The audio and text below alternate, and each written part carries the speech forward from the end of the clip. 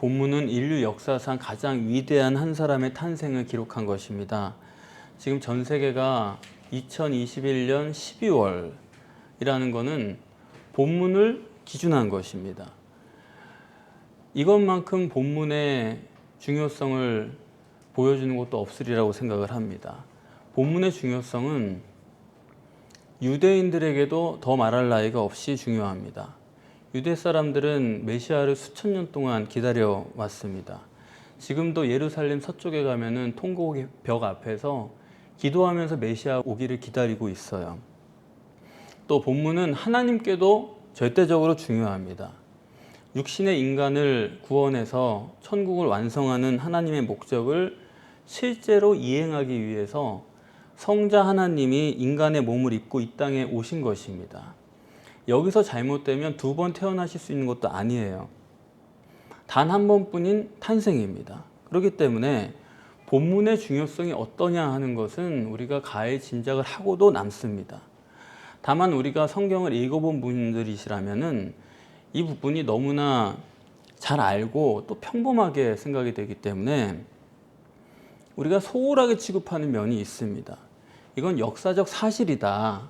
이런 선입견이 여러분이 이 부분을 두 번만 읽으셨어도 여러분 머릿속에 들어있을 것입니다. 그렇기 때문에 오늘은 성령의 능력으로서 여러분들이 그 점을 환기하시고 깨끗이 잊고 이 본문을 보실 수 있기를 바랍니다. 제가 듣기로는 수년 전에 이스라엘의 그 유대 사회에서 저분이 메시아다 라고 인정을 할 만큼 아주 뛰어난 분이 있었다고 합니다. 그래 굉장히 그들 사회가 들썩였는데, 그런데 그분이 그만 베들레헴 출생자가 아니어서 유대 사람들이 굉장히 실망하고 포기했다라고 하는 이야기를 들은 적이 있습니다. 예수님은 베들레헴에서 태어나셨습니다. 본문은 예수님이 나사렛이 원래 주거지인데 왜 베들레헴에서 태어나셨을까 하는 것을 잘 설명을 하고 있습니다. 그러나 그러한 정황만 역사적 사실로 읽고 말면은 아마 이것을 쓰신 하나님께서는 굉장히 아깝다, 그렇게 생각을 하실 것입니다. 여기 보면은 가이사 아구스도가 영을 내려서 천하로 다 호적하라고 했다.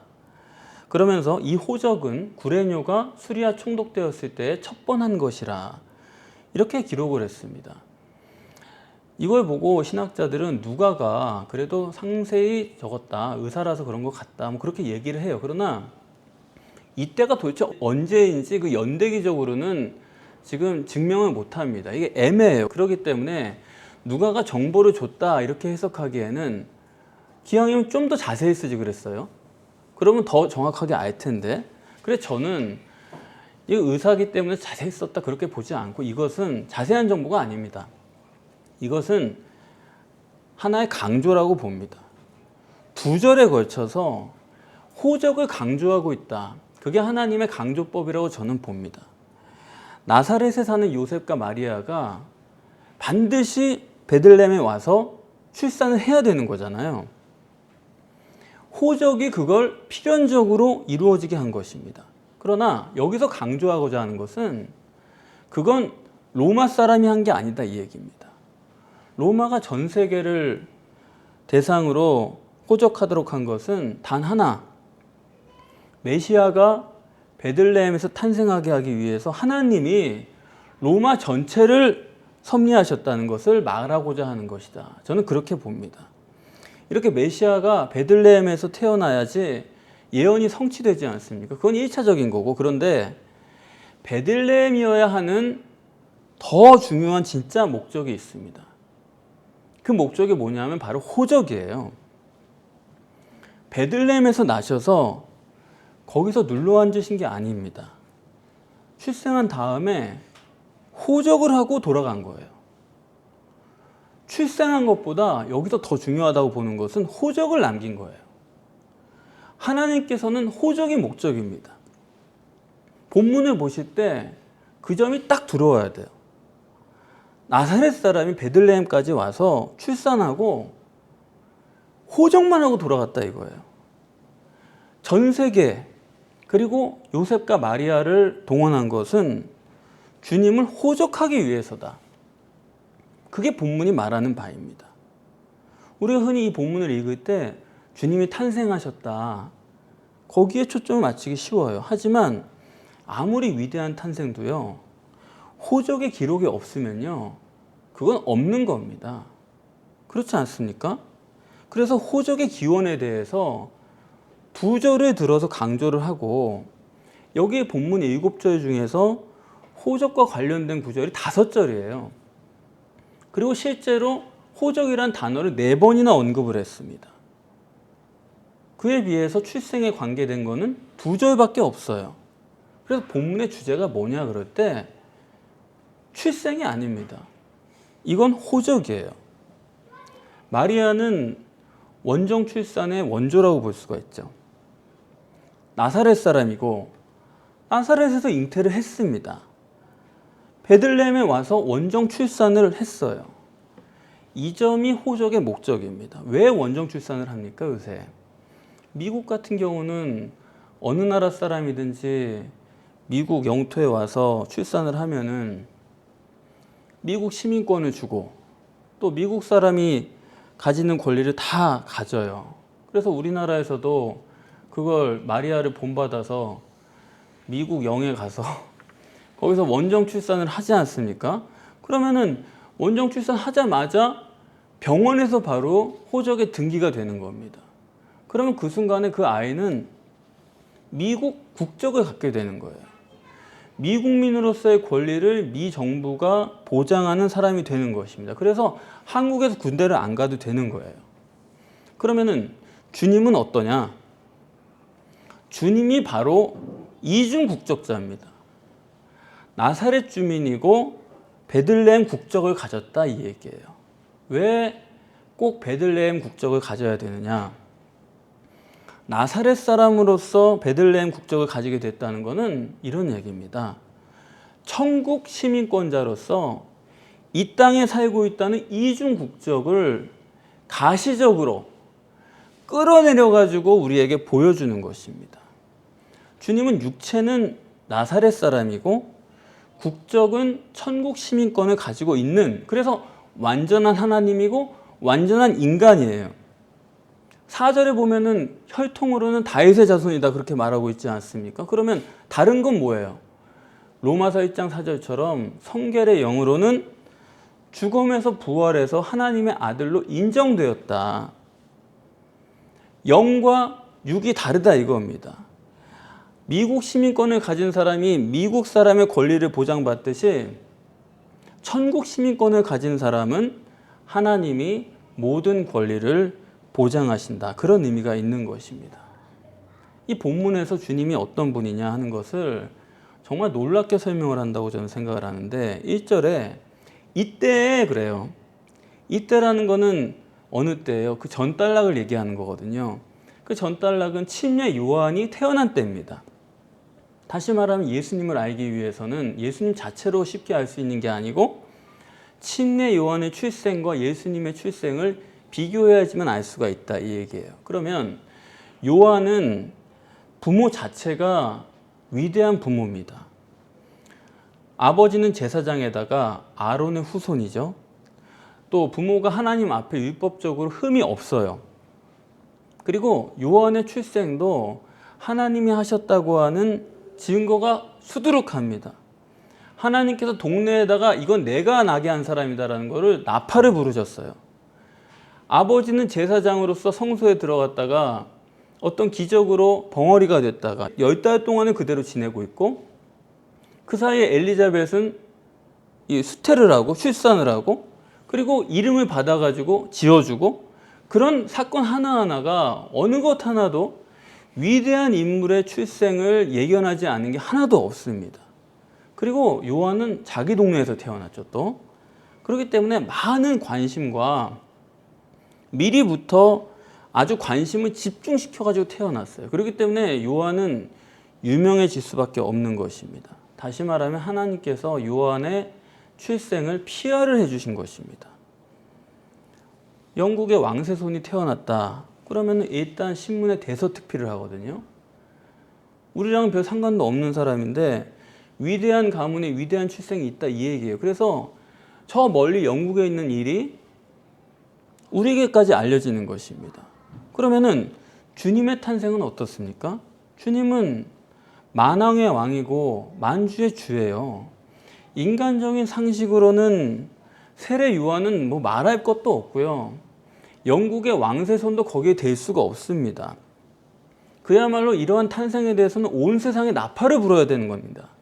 그런데 침례 요한과 비교를 해봐도요, 주님의 탄생은 너무 초라한 거예요. 요셉과 마리아는 신분이 천해서 뭐 하나 내세울 게 없습니다. 얼마나 찢어지게 가난하냐 하면 여기 여관에 있을 곳이 없다고 그러잖아요. 무슨 여관에 있을 곳이 없어요. 돈이 없는 거지. 돈만 있으면 주인집을 비워서라도 스위트룸을 내놓는 것입니다. 돈이 그렇게 없었다고요. 더군다나 납득이 안 가는 게 유대 사람들은 객이 찾아오면은 그 사람을 집으로 모셔드립니다. 그런데 지금 이렇게 만삭이 된 여인인데 여관은 고사하고 누구 하나 자기 집에 들이는 사람이 없어요. 그래서 할 수 없이 외양간을 찾아가서 묵은 것 아닙니까? 그럼 왜 그랬냐? 나사렛이 아니라 베들레헴 객지이기 때문에 그런 것입니다. 나사렛에 있었다 그러면은 아무리 천한 사람이라 할지라도 옆집 사는 또 천한 사람이 또 있잖아요. 그 사람의 관심이라도 받을 것 아닙니까? 그런데 이거는 아무도 모르는 거예요. 아무도 관심이 없는 거예요. 이 부부가 지나가도 사람들의 인지 속에 아예 들어있지도 않은 것입니다. 그렇기 때문에 그런 표현을 사관에 있을 곳이 없고 구유에 뉘었다, 이렇게 얘기를 하는 것입니다. 그러면은 우리 생각에는 정반대일 것 같아요. 하나님은 신인 메시아가 육신을 입고 태어나시는 것을 좀 나팔을 불고 알려야 될 것 같은데, 여기 보면 하나님은 아무한테도 알리면 안 되는 거예요. 이게 하나님의 의도입니다. 하나님은 메시아가 아무도 모르게 태어나야 된다. 사관에 있을 곳이 없어야 된다는 게 이게 무슨 신세 타령하자는 얘기가 아닙니다. 이건요, 완벽하게 하나님의 계획 속에서 출산했던 거예요. 이게 무슨 슬픈 얘기 하려는 게 아닙니다. 부모가 그래도 좀 되는 사람이고, 예컨대 뭐 왕비라고 하면은 아무리 객이라고 하더라도 사람들의 관심이 얼마나 몰려요. 영국 왕손이 우리나라에 관광 왔다가 여기서 아이를 출산했다 그러면은 굉장한 화제가 되겠죠. 근데 이건 뭐 관심을 가질 수 있는 부모도 못 되고, 하나님은 아예 철저합니다. 하나님의 목적은요, 오직 호적만 남기고 가겠다. 메시아 탄생에 대해서는 사람들이 철저히 모르게 한다는 겁니다. 처녀 잉태라는 것도요, 그거 우리가 성경에 써놨으니까 아는 거죠. 그거 누가 알겠습니까? 다른 사람이? 저 처녀 잉태했어요. 아, 예, 그래요? 예. 그러고 마는 거죠, 뭐. 요셉과 마리아 사이에 아이가 생겼구나, 그렇게만 아는 거지 처녀 잉태를 누가 알아요? 그래서 지금 베들레헴에서 탄생하시는 이 탄생은 하나님 입장에서는 세상 사람들 아예 모르게, 철두철미하게 모르게 계획을 하신 것이 하나님의 섭니다. 오직 하나, 호적에만 남기는 거예요. 베들레헴 호적에만 남기고 가신다, 이 말입니다. 그래서 아까 말씀드렸지만은 오늘 본문의 주제가 뭐라고요? 호적이거든요. 본문은 출생에 관심을 두고 보시면 본문을 전혀 모르게 됩니다. 이 호적이 뭘 뜻하냐 하는 것입니다. 주님은요, 나사렛 사람이거든요. 나다나엘이 말한 것처럼 나사렛에서 무슨 선한 것이 날 수 있느냐, 그 말로 대표되는 것처럼 육적으로 볼 때 주님은요, 아무 볼 게 없는 분이었어요. 신인 메시아의 신성이라고 할 수 있는 건 딱 하나입니다. 호적이에요. 인간적 입장에서 볼 때 예수님은 절대로 메시아로 여길 만한 구석이 하나도 안 보이는 사람입니다. 그래서 실제로 예수님이 나이 들어서도 사람들을 직접 만나고 직접 보지만은 못 믿고 못 알잖아요, 예수님에 대해서. 그러니까 메시아를 알고 믿을 길은 뭐냐? 하나님 보실 때는 여기 호적밖에 없다 이거예요. 혈통으로나 배경으로나 모든 걸 볼 때 메시아로 믿을 만한 구석이 하나도 없고, 예수는 메시아라고 말할 수 있는 유일한 증거는 호적이다. 호적이란 게 헬라어로 아포그라페라는 단어를 쓰는데, 그라페라는 게 이제 여러분들 영어에서 그람마 쓰잖아요. 그 그람마 문법이, 그라페라는 게 쓰다라는 뜻이거든요. 그래서 이 호적이 실제로 말하고자 하는 건 뭐냐 하면 성경입니다. 우리가 메시아를 알 수 있는 거는요, 성경밖에는 없어요. 메시아를 만나고 체험했다고 메시아를 알지 못합니다. 성경으로 정립되어 있지 않으면요, 만난 체험 자체를 엉뚱하게 아는데요, 병 고침을 받아도요 엉뚱하게 아는 겁니다. 체험하면 뭐예요? 그 뜻을 완전히 반대로 알아버리는데. 그렇기 때문에 성경으로 우리가 메시아를 정립하지 않는 한은 절대로 신인 메시아를 알 수도 없고 믿을 수도 없고 마주쳐도 보지도 못할 겁니다. 이 점이 대단히 중요한 겁니다. 성경적 메시아를 정립하려면은, 그래서 오늘 본문을 전제해야 되는 거지. 그렇지 않고 우리가 선입견 속에서, 우리가 선입견이 뭐가 있어요? 메시아 그러면 위대하다라고 하는 선입견이 이미 머릿속에 들어와 있다고요. 그래서 예수님처럼 우리가 위대한 삶을 살자, 예수님을 닮는 삶을 살자, 이런 구호가 언뜻 들으면 그럴듯한데 그거는 절대로 잘못된 거예요. 우리가 어떻게 예수님을 닮아서 몇 가지나 닮고 어느 구석까지 닮을 수가 있는 거예요? 그거는 말은 좋은데 그건 실제가 아니다 이겁니다. 사실 사람은 육체가 절대적이고 가시적인 게 전부기 때문에 이렇게 겉모습을 안 따라가고 속을 들여다본다는 건 이게 말처럼 쉬운 건 아니에요. 그래서 주님도 그런 말씀을 하셨죠. 종말 때가 되면은 할 수만 있으면 택하신 자들도 미혹하기 위해서 거짓 그리스도들과 거짓 선지자들이 나타나서 큰 표적과 기사를 행할 것이다.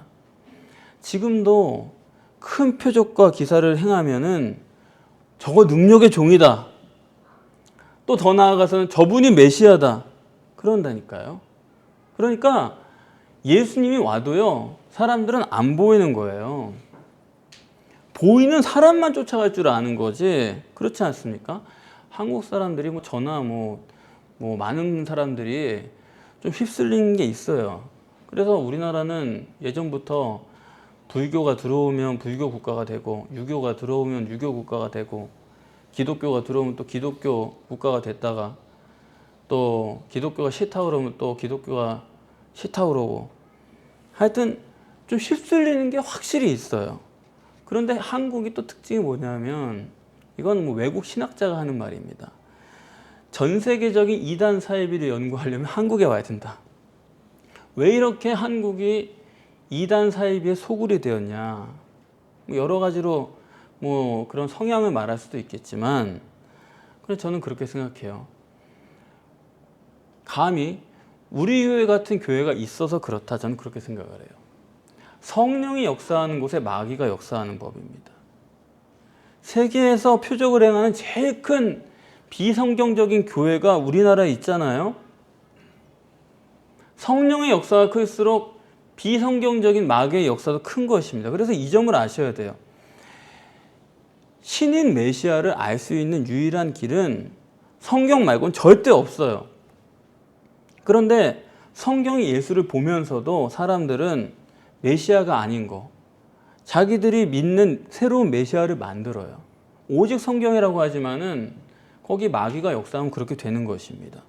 우리 같은 사람들이야 보면 볼 때마다 이게 진짜 성경의 하나님이다 그러지만은, 어떤 애들은 우리랑 똑같은 성경을 보면서도 역시 예수님은 도덕 선생이야, 예수님은 박애주의자야, 예수님은 혁명가야, 별의별 걸 다 본다니까요. 성경을 똑바로 보기가 얼마나 어려운지 모릅니다. 그래서 정말 성경적 메시아를 볼 수 있는 길은 성령의 역사 아니고서는 이거는 절대로 알 수가 없어요. 아니, 그 속에 베들레헴 국적인지 천국 국적인지 그걸 어떻게 알아요? 어떤 사람이 미국 국적을 가졌다 한들 우리가 겉만 보고 알 수가 있습니까? 겉만 봐가지고는 영락 없는 동양 사람인데 어떻게 국적을 알아요? 예수님을 아무리 봐도 천국 국적을 가진 천국 시민권자로 안 보이는 겁니다. 예수님은 아무리 봐도 메시아다운 구석이 없는 거예요. 그래서 미국 국적을 알아보려면은 그 사람의 심령을 들여다보는 수밖에 없는 것처럼 예수님이 천국 국적을 가지고 있다 해도 겉으로 볼 때는 시원찮은 나사렛 사람인 것입니다. 그 이상도 이하도 아닌 거예요. 우리는 자꾸 성경을 그냥 허투루 봐가지고 위대한 예수다. 우리가 어떻게 하면 예수의 삶을 본받을까? 그런 말이 그 큰일 날 말이에요, 그거. 예수의 삶을 본받자 그러면 그 집안 망합니다. 그런 식으로 애들 가르치면 애들 잘못돼요. 이상한 사람들 이상한 집안 만들어가는 거예요. 여러분, 예수가 메시아 되심이라는 거는 그분은 오직 천국 국적을 가진 것입니다. 성령이 내주에 계신 분입니다. 그것을 알 수 있는 길은 오직 성경뿐이고 성경도 성령으로 아니고서는 절대로 알 수가 없어요. 그렇기 때문에 본문에 따르면 주의 종은 말씀의 종이에요. 능력의 종이 아닙니다. 가시적인 것에 사람들이 사로잡혀가지고 능력을 행하니까 주의 종이다. 얼마나 답답한지 몰라요. 아닌 게 아니라 방주로 말미암아서 구원받은 사람이 8명밖에 안 됐다라고 하는 성경적인 탄식은 정말 진리입니다. 주님은 사관에 있을 곳이 없음이라. 육신으로는 나사렛 사람이고 국적으로는 하나님이요 천국이다. 우리도 마찬가지입니다. 거듭난 사람은 육신으로는 이 땅의 사람이지만 여러분들은 천국 시민권자입니다. 영접하는 자, 곧 그 이름을 믿는 자들에게는 하나님의 자녀가 되는 권세, 천국 권능이다 이겁니다. 사관에 있을 곳이 없다. 그 말씀은 돈이 없는 거지 있을 곳이 없다는 말이 아니에요. 이 땅에 사는 하나님의 백성들이 형편이 그럴 때가 있습니다. 이렇게 전지전능하신 하나님이 육신으로 이 땅에 한 번 오실 때 그분은 가장 천한 부모님 슬하에 오셨고 가장 천한 모습으로 오셨어요. 우리는 그분을 믿고 메시아로 믿고 그분과 결혼하는 사람입니다.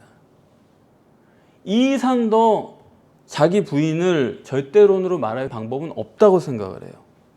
여러분은 정말로 주님과 결혼하시기 위해서 이렇게 천하게 오신 그분과 결혼하기 위해서 여러분의 육신을 낮출 수가 있습니까?